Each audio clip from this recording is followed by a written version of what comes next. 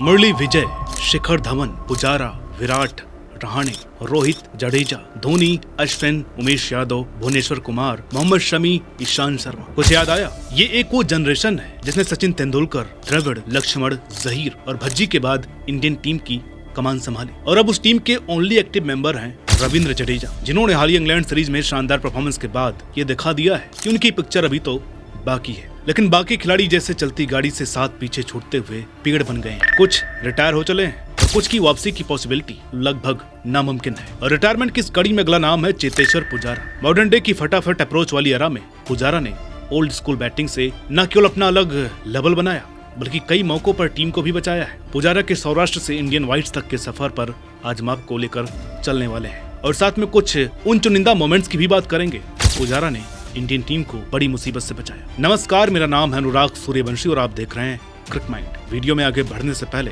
आप लोगों से एक रिक्वेस्ट है कि प्लीज इस वीडियो को लाइक जरूर कीजिएगा। इससे ज्यादा करना चाहते हैं तो कमेंट सेक्शन में जाइए, स्लाइड कीजिए, वहां पर आपको हाइप का बटन मिलेगा। वहां से आप इस वीडियो को हाइप दे सकते हैं ताकि ये वीडियो ज्यादा से ज्यादा लोगों तक पहुंचे।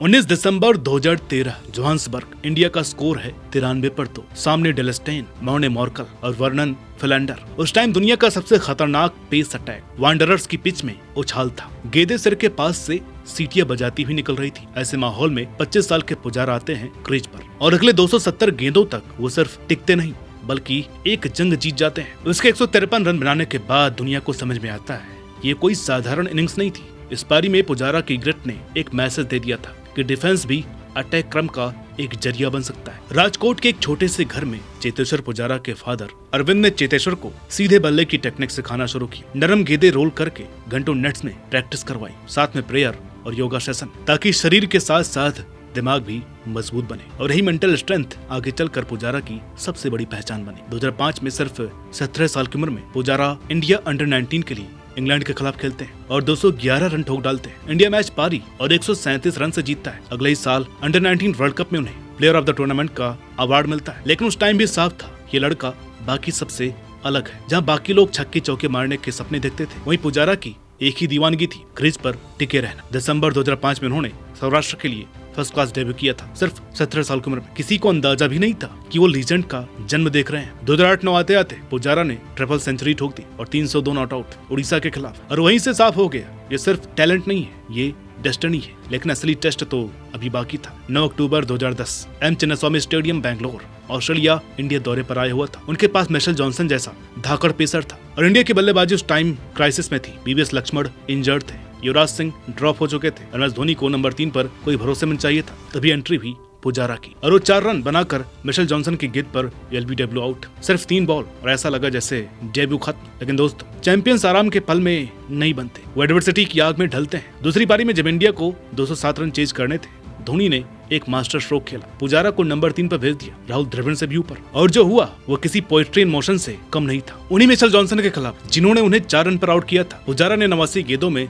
72 रन ठोक दी। नाथन हॉवर्ड्स के खिलाफ डाउन टू ट्रैक आकर चौके जड़े, पेस को जबरदस्त कंपोजर के साथ हैंडल किया और जब आउट हुए तो इंडिया को सिर्फ 61 रन और चाहिए थे। सौराष्ट्र का वो लड़का सबसे ड्रामेटिक अंदाज में अपनी एंट्री अनाउंस कर चुका था। जब 2012 में राहुल द्रविड़ ने रिटायरमेंट लिया तो इंडियन क्रिकेट के सामने सबसे बड़ा सवाल खड़ा था, द वॉल की जगह कौन लेगा। द्रविड़ ने 13,228 रन बनाए, 52.31 की एवरेज और 16 सालों तक इंडिया की बल्लेबाजी की रीढ़ बने रहे। पुजारा पर प्रेशर सिर्फ रन बनाने का नहीं था बल्कि एक लेगेसी को आगे ले जाने का था। कंपैरिजन होना तो लाजमी था लेकिन कई बार अनफेयर भी। स्टैट्स में द्रविड़ आगे थे, बेहतर अबे एवरेज, ज्यादा सेंचुरीज, बड़ा इम्पैक्ट। लेकिन पुजारा का अपना अलग अंदाज था।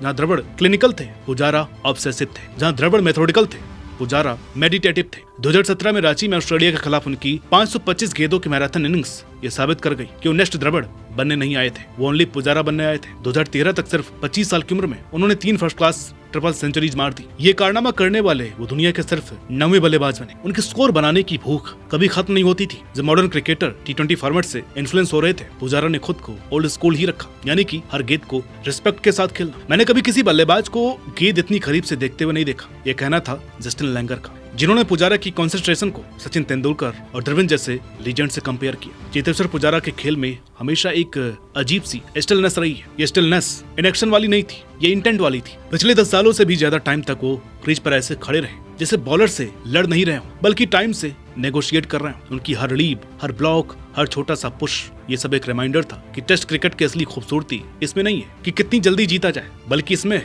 कि कितनी देर तक टिके रहा जाए। अब आप उनके नंबर देख लीजिए। 176 इनिंग्स, 7195 रन, 43.6 का एवरेज, 19 सेंचुरीज। लेकिन पुजारा का असली करियर नंबरों में नहीं, उनकी इनिंग्स की सोल में बसता है। वो लंबे आफ्टरनून में जब इन्होंने बॉलर्स को लंबे स्पेल्स डालने पर मजबूर किया, वो इंटेंसिटी जो उन्होंने धीरे धीरे ब्लेंड कर दी, और सबसे जरूरी वो प्लेटफॉर्म जो उन्होंने अलग क्रम की बल्लेबाजी के लिए तैयार छोड़ा। उनके करियर की म्यूजियम में अगर 2 सबसे यादगार शो पीस रखे जाएं तो दोनों ऑस्ट्रेलिया टूर होंगे। 2018 का एडिलेड क्लासिक पुजारा, इंडिया 86 पर 5 था। ऑस्ट्रेलिया पहले दिन शिकार पर था और तभी सामने आया human form of defence. 376 minute मतलब 6 घंटे से ज्यादा टिक कर उन्होंने अनसर्टेनिटी से एक सेंचुरी लगा दी, और वहीं से इंडिया को पहली बार ऑस्ट्रेलिया में टेस्ट सीरीज जीतने का रास्ता मिला। फिर मेलबर्न में सेंचुरी, सिडनी में 193 रन। 2 साल बाद ब्रिस्बेन, उनकी 72 रन की इनिंग्स शायद अनयूजुअल ग्रेट नॉक्स में से एक थी। चौथी पारी का चेज, सामने स्टार्क, कमिंस और हेजलवुड, और उनकी सारी गेंद पुजारा सीधे शरीर पर खा रहे थे। उनकी बॉडी में लगी हर चोट से गाबा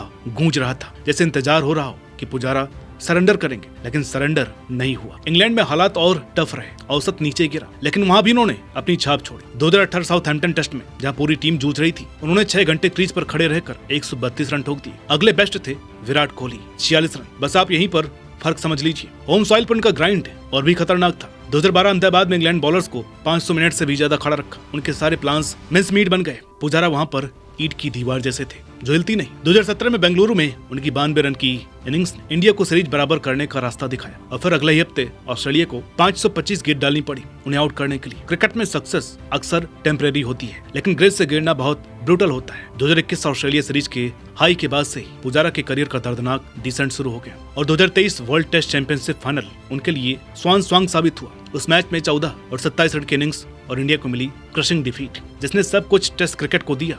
उसके लिए एंडिंग हार्ट ब्रेकिंग थी। उनके एक्सक्लूजन के रीजन कॉम्प्लेक्स थे और कई बार हार्ट्स भी। उनका अवे एवरेज 37.40, उनके होम एवरेज 52.58 से काफी लो था, और ये स्टैट नजरअंदाज करना मुश्किल था, खास करके उस दौर में जब इंडियन क्रिकेट की सबसे बड़ी डिमांड थी ओवरसीज सक्सेस। द्रविड़ का केस अलग था। उनका अवे एवरेज 53.03, उनके होम एवरेज 51.35 से भी ज्यादा था। लेकिन पुजारा के नंबर अलग ही कहानी बोल रहे थे। सिलेक्टर्स ने साफ कर दिया कि उनका फोकस फ्यूचर पर है। यशस्वी जायसवाल, शुभमन गिल और सरफराज खान जैसे यंगस्टर्स को ग्रूम किया जा रहा था अगले साइकिल के लिए। पुजारा के अपने वर्ड से भी उनका इमोशनल टोल साफ दिखा। उन्होंने कहा था, कभी कभी फ्रस्ट्रेशन होता है जब 90 टेस्ट और 5-6 रन के बाद भी आपको खुद को प्रूव करना पड़ता है। आसान नहीं है। कभी कभी ये आपकी ईगो से खेलता है, और तब डाउट्स आते हैं, क्या आप गुड इनफ हो भी या नहीं। जो इंसान दुनिया के सबसे फास्ट बॉलर्स को बिना पलक झपकाए फेस करता था, अब ऑफ द फील्ड खुद से बैटल कर रहा था। स्टैट्स क्रूएल थे लेकिन क्लियर। पैंडेमिक के बाद उनके स्टैट्स लगातार नीचे जाते रहे। ऑस्ट्रेलिया होम सीरीज में सिर्फ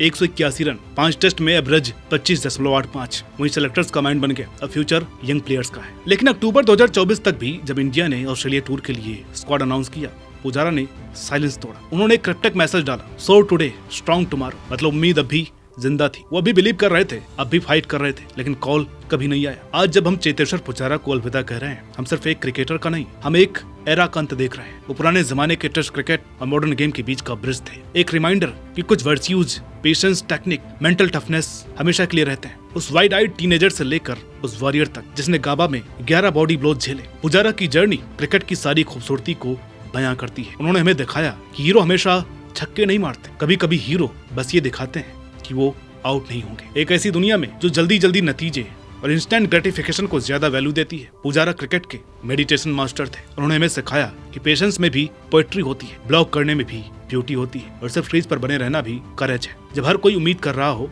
कि आप गिरेंगे, जैसे इनके रिमार्केबल करियर का अंत हुआ, तो पता चला कि एक चीज तय है, चेतेश्वर पुजारा जैसे अब बनते ही नहीं है, और शायद फिर कभी नहीं बनेंगे। राजकोट की द वॉल आखिरकार सनसेट में चली ही गई, लेकिन उनकी लेगेसी क्रिकेट हिस्ट्री के कॉरिडोर्स में हमेशा गूंजती रहेगी। तो थैंक यू पुजारा।